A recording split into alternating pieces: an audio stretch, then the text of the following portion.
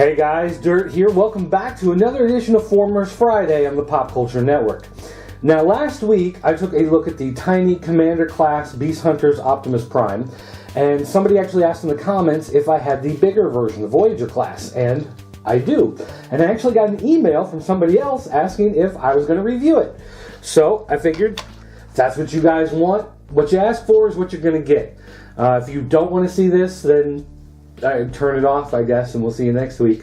And if there is something you want to see, put it in the comments. We'll see what we can do. But in order to do some comparisons on this, I've got my Year of the Horse Optimus Prime Masterpiece. We've got our classic G1, and we also have the Commander Class 1 to do some comparisons with. So let's jump into the photo tent and take a look. So as you can see right here, he does have that boxy shape that I like. I love the G1 original look. And this boxy type shape, even though it's got these, funky spires and little teeth things and whatever else going on, it still has that overall look, which I prefer over, say, the Bayformers version or even the original version in the Prime cartoon. Now, I don't watch the Prime cartoon, so I'm not exactly sure if this is show accurate. I know there's been some talk about how the saber is supposed to be blue and they made it green for absolutely no reason. But regardless, I like the small cab. It looks like a battle version of regular Optimus Prime here, and that was part of the reason why I went with it and decided to pick it up in the first place. Now, in comparison with the little guy, this is the little guy that I saw and made me go, oh wow, I gotta start paying attention to these toys again. And in comparison, you can see that they're obviously trying to do more or less the same character, but they come across as being quite different in their execution. Mainly, you can see, these teeth are one big, metal bar with the little teeth on it here. They're separate pieces. The windows are shaped just a little bit different. And the back, the trailer part on here, actually adds these bars off of the legs in order to fill out the space, whereas here the arms actually go all the way through to the back to fill that space, and then these wings, jetpack, whatever, actually covers it up to give it that full shape. But it looks like a solid piece all the way through, whereas this one does have an empty trailer on the back. For size comparison's sake, I'm going to throw this Year of the Horse in here so we can take a look at how big it is. Obviously the Masterpiece is bigger, but as you can see, it's a fairly good-sized guy.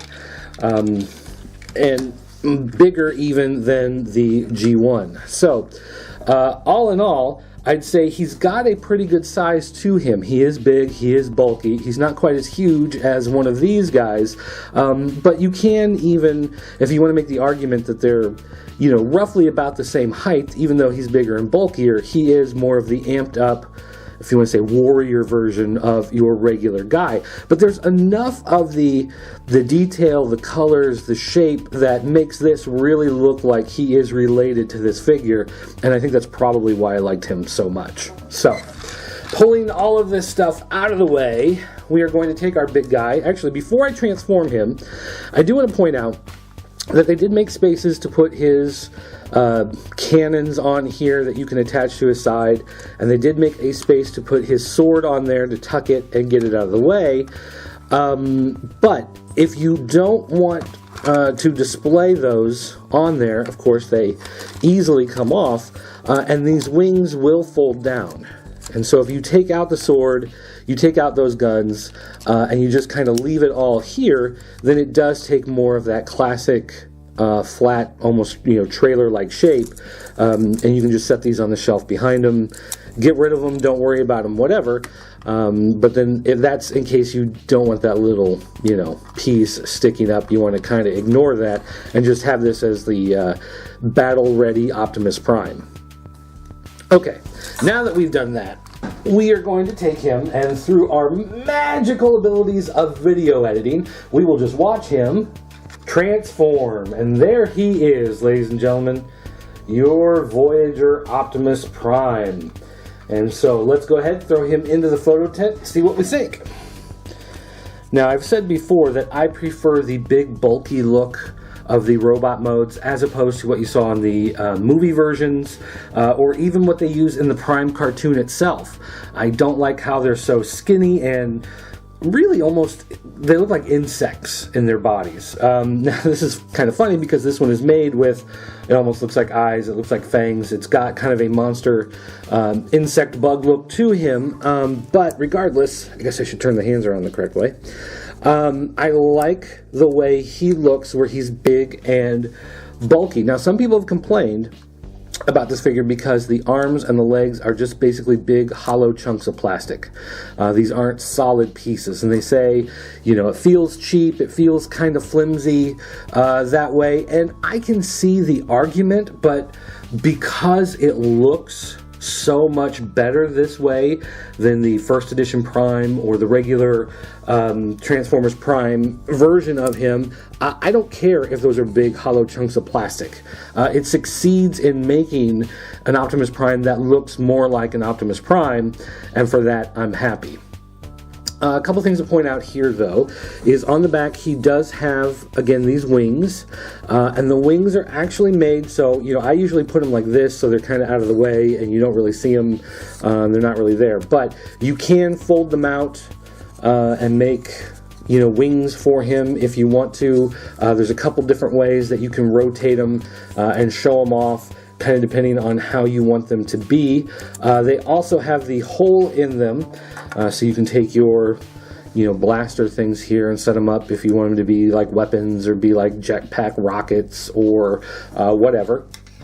Also, his shoulder pads, just like the great women's fashion of the 80s, he can have giant shoulders if he wants, or you can just kind of tuck them down, get them out of the way, and kind of pretend like they're not there. So you do have some options when it comes to how you want to display him and actually make him look. Some people will argue that it's supposed to be one way, it's supposed to be another way, but, you know, whatever. It's whatever way that you want it to be. So I just kind of fold them up, hide them in the back, and pretend like they're not really there, because for the most part, I don't really care. Although it does kind of explain the look on the Green Lantern Optimus Prime we looked at last week in the Commander class. He came with a shield that could sit on his back the way this does, or it could fold open and it had wings. It could actually attach to his butt and put some wings on him, which I forgot to show last week, but whatever. Regardless, though, when I look at this looks like Optimus Prime to me. And so when I saw this figure, I just knew that I was going to have it as part of my collection. And generally when I display it like this. I display it in robot mode, not in his alt mode, because I just prefer to look at him in this way. Now, we talked about the blasters here. These are missile shooter blasters. On the package, they showed these as being translucent green, which, of course, obviously they're not. But this is translucent green on the sword, which, of course, made a bunch of people angry because apparently this is supposed to be blue. It is blue in the cartoon. They were using the green for the windows, so they probably just stuck with that same green in order to make the sword. If this bothers you, the fact that it doesn't match the cartoon and it's green instead of blue, I get it.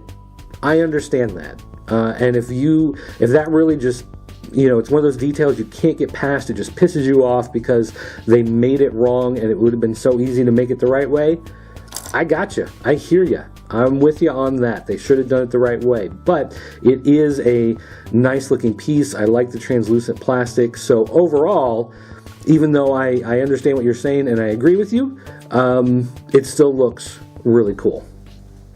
Now, for comparison's sake, here is the little Commander class guy.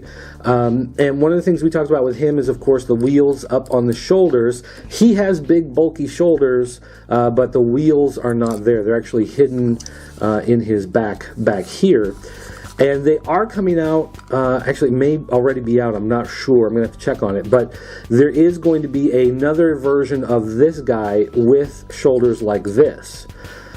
So I'll be getting my hands on that, hopefully, I don't know, in the next couple weeks, if I can, and so we'll probably take a look at him and do some comparisons as well. But for the most part, you can see that this little guy obviously had to take some shortcuts in order to make the transformation of this tiny guy fit. You had the wheels up top, you had these smokestacks stuck here on the arm, where this one is a much better realized version, I think, of the figure.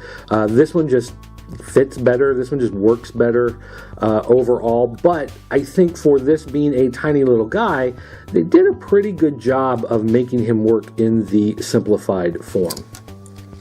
Alright, let's compare him to our Year of the Horse masterpiece. And you can see that he is quite a bit shorter. I mean, that just kind of comes with the masterpiece territory, and of course this one cost about 5 or 6 times as much as this guy. So, you know, you do get what you pay for on these sweet, sweet, sweet masterpiece figures. In fact, his head is cut off in the frame because he's so darn tall.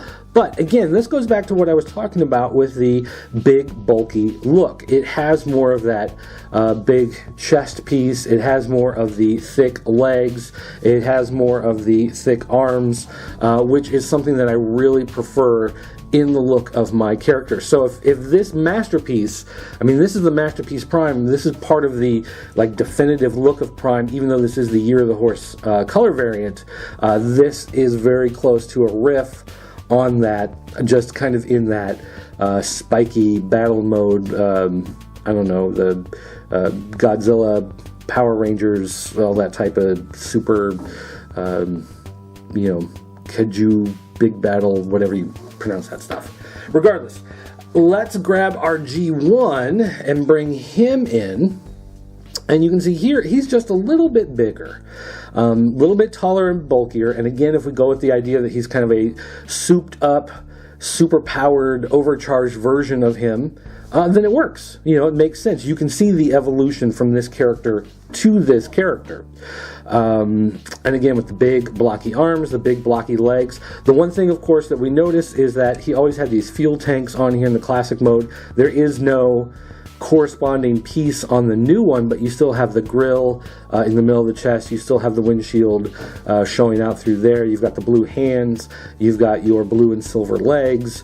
So all in all, even though this is kind of funky, it does look like a modern take, if you will, on this character, and I think that's part of the reason why I love it so much. So, depending on how you like this guy and how you want to display him, I mean, obviously in the end it's going to be your call on whether or not you like him, whether or not you're going to have him as part of your collection.